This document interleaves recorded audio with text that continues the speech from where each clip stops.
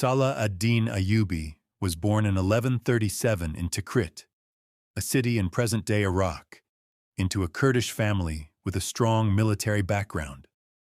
His father, Najm ad-Din Ayyub, was a respected military commander, and this influenced Salah ad-Din's upbringing.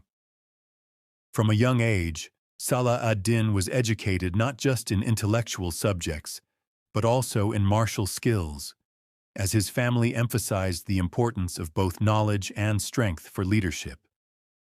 His uncle, Shirkuh, had a significant role in his life. Shirkuh was a powerful general in the service of the Seljuk Turks, and he mentored Salah ad-Din throughout his early military career. Under his uncle's guidance, Salah ad-Din was exposed to the complexities of warfare and military strategy. He learned the value of discipline, leadership, and strategy, qualities that would define his later successes.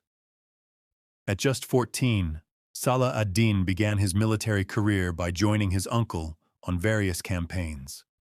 His initial exposure to real combat and leadership roles helped shape his understanding of warfare. During these early campaigns, Salah ad-Din's abilities started to shine, and he gained recognition for his bravery and strategic thinking. The turning point in his career came when his uncle, Shirkuh, was appointed the vizier of Egypt. Salah ad-Din accompanied him on this journey, and it was here that his path toward greater political and military influence began. Egypt, at the time, was ruled by the Fatimids, a Shia dynasty, and Salah ad-Din's military and political acumen would soon propel him to power in the region. This period in Salah ad-Din's early life, shaped by the mentorship of his uncle and his rising role in military campaigns, laid the foundation for his future as a powerful and respected leader. In 1169, after a series of military victories in the region, Salah ad-Din was appointed the vizier of Egypt. At the time, Egypt was under the rule of the Fatimid Caliphate, a Shia dynasty that had been weakened by internal conflicts and external threats. Salah ad-Din, who had built a reputation for his military skill and leadership, took on the responsibility of governing Egypt with the goal of consolidating power and restoring order. Upon taking control, Salah ad-Din focused on strengthening his position by eliminating any rivals, both within the Fatimid political structure and among the military. He used a combination of military force, strategic alliances, and political maneuvering to secure his authority. Over time, Salah ad-Din's grip on power became firmer, and he began to make significant changes in the governance of Egypt. One of his most notable actions was in 1171, when he officially ended the Fatimid Caliphate and abolished its Shia influence. He declared Sunni Islam as the state religion of Egypt, marking a significant shift in the religious and political landscape. This move was not just a political decision, but also a demonstration of Salah ad-Din's commitment to unifying the Muslim world under Sunni Islam, which would later play a crucial role in his campaigns against the Crusaders. With his power secured in Egypt, Salah ad-Din began focusing on broader ambitions. He aimed to unify the Muslim territories under his leadership and strengthen the region against external threats, particularly from the Crusaders, who had established a foothold in the Holy Land. This phase marked the beginning of Salah ad-Din's vision for a larger, more unified Muslim front, a vision that would lead him to greater military campaigns in the years to come. The Crusades were a series of religious wars fought between Christians and Muslims, primarily over control of Jerusalem, a city that held significant religious importance for both religions. By the time Salah ad-Din rose to prominence, Jerusalem had been in the hands of the Crusaders since 1099, following their capture of the city during the First Crusade. For nearly a century, the city remained under Christian control, and the Crusaders' presence in the Holy Land was a constant point of tension between the two religious groups. Salah ad-Din, who viewed the recapture of Jerusalem as a crucial mission, focused on uniting the Muslim territories and preparing for a decisive confrontation with the Crusaders. His leadership was instrumental in unifying the various Muslim factions across the region, many of which had been fragmented and engaged in internal conflicts. He worked to forge alliances with different Muslim leaders and consolidated power in Egypt, Syria, and other key regions. This unification was essential to presenting a strong front against the Crusaders. Salah ad-Din's military strategy was centered around patience and precise planning. Rather than rushing into battle, he took the time to prepare his forces and weaken the Crusaders' position. His forces were disciplined, well-organized, and motivated by the goal of reclaiming Jerusalem. The pivotal moment in this effort came in 1187 during the Battle of Hattin, which would become one of the defining moments of Salah ad-Din's military career. The Crusader forces, led by King Guy of Jerusalem, had been divided and weakened by internal conflicts. Salah ad-Din took advantage of this division, launching a strategic attack that decisively defeated the Crusader army. Many of the Crusader knights were captured, including King Guy himself, and the defeat marked a major turning point in the Crusades.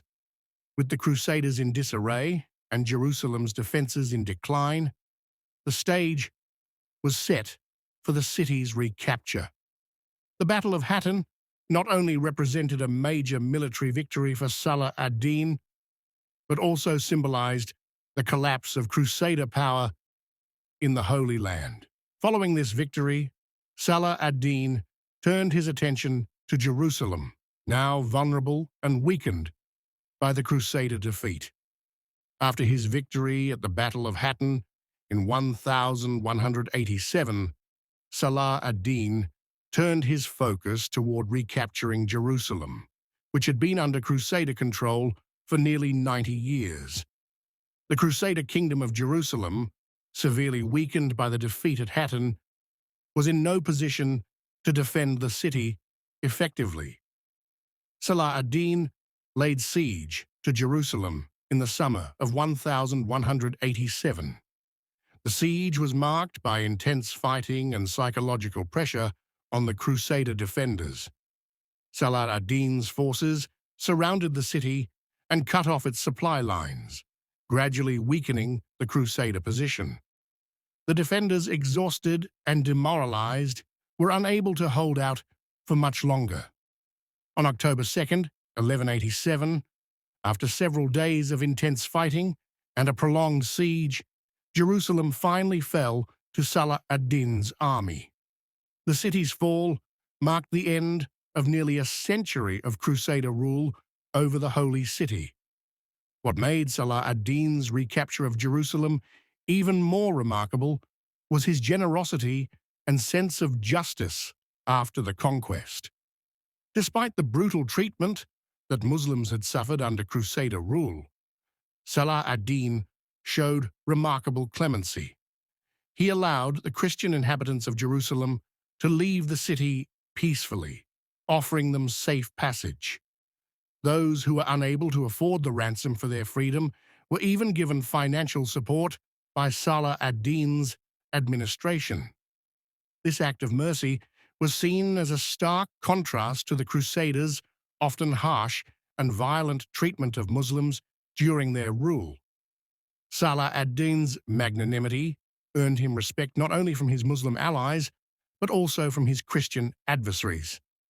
The city, once again under Muslim control, became a symbol of Islamic pride and unity, and the recapture of Jerusalem solidified Salah ad-Din's reputation as a leader of honor and integrity. His victory was celebrated throughout the Muslim world, and his actions in Jerusalem further cemented his legacy as one of history's most revered figures. Despite his remarkable success in recapturing Jerusalem and unifying much of the Muslim world, Salah ad-Din faced ongoing challenges during his later years. The Crusaders, though weakened, were not easily defeated, and various rival Muslim factions also posed threats to his rule. His leadership continued to be tested as he worked to maintain stability and peace in the territories he controlled. In the years following the recapture of Jerusalem, Salah ad-Din's focus shifted towards securing his empire from both internal and external threats. The Crusaders, although defeated, were still a significant force in the region, and Salah ad-Din had to constantly defend his territories from new Crusader expeditions. He made efforts to strengthen alliances with other Muslim rulers and prevent further fragmentation within the Muslim world. Salah ad-Din's final years were marked by his continuous efforts to maintain peace and uphold justice. He worked hard to protect the unity of the territories he had brought together, but he also had to contend with the challenges of leadership during a time of war and instability. His health began to decline, and despite his persistent efforts to protect the Islamic world, his death was imminent. Salah ad-Din passed away in 1193 in Damascus at the age of 56. His death marked the end of an era in the history of the Crusades and the Muslim world. He was deeply mourned by his people, who saw him as a symbol of strength, honor, and justice. Despite his passing, his legacy lived on through the generations he inspired. Salah ad-Din's legacy was not limited to his military successes. His leadership in battle, his ability to unite various Muslim factions, and his commitment to justice and mercy left an indelible mark on history. He is remembered not only as a great warrior, but also as a man who embodied the virtues of compassion, integrity, and fairness. In both the Islamic world and in the West, his reputation as a noble and honorable leader has endured through centuries. His story has been retold in countless books, films, and legends, making him an iconic figure in both Islamic and world history. Salah ad-Din remains a symbol of pride and unity for Muslims, admired for his dedication to his faith and his ability to balance strength with mercy. His name is synonymous with honor and chivalry, and his influence continues to inspire leaders and military figures to this day. Salah ad-Din Ayyubi's story has resonated through history and remains influential, particularly in the Muslim world, where he is considered a hero and a symbol of justice, leadership, and honor. His role in the Crusades, especially his recapture of Jerusalem, is often highlighted as a defining moment in the history of Islam. One of the key aspects of his legacy is his ability to unite various Muslim factions under his leadership. Before Salah ad-Din's rise, the Muslim world was fragmented into different regions and often in conflict with itself. His political and military prowess enabled him to consolidate power across Egypt, Syria, and other territories, creating a strong and unified front against the Crusaders. His military strategy was grounded in discipline, organization, and patience. Salah ad-Din did not rush into battles, but instead waited for the right moment to strike. His victory at the Battle of Hattin in 1187, followed by the recapture of Jerusalem, demonstrated his tactical genius and ability to capitalize on his enemies' weaknesses.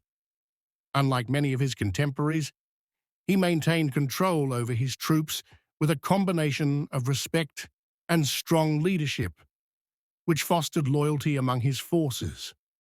Beyond his military achievements, Salah ad-Din is also remembered for his compassion and mercy. His actions during the recapture of Jerusalem were particularly notable for their fairness and generosity. Instead of exacting revenge on the Christian inhabitants of Jerusalem, he allowed them to leave the city peacefully, offering financial assistance to those unable to pay the ransom for their freedom. This clemency earned him the admiration of both his allies and adversaries, further cementing his reputation as a man of honor. In the West, Salah ad-Din is admired for his respect towards his enemies, contrasting sharply with the often brutal and uncompromising methods of the Crusaders. His noble behavior has become legendary, and he is frequently depicted as the ideal chivalrous knight, in contrast to the violent and ruthless Crusader leaders. Salah ad-Din's legacy is not only limited to military and political realms. His character and leadership qualities continue to inspire individuals across the world. In both the Islamic world and beyond, he is a symbol of moral integrity, leadership by example, and a commitment to the greater good, showing that strength and mercy can coexist.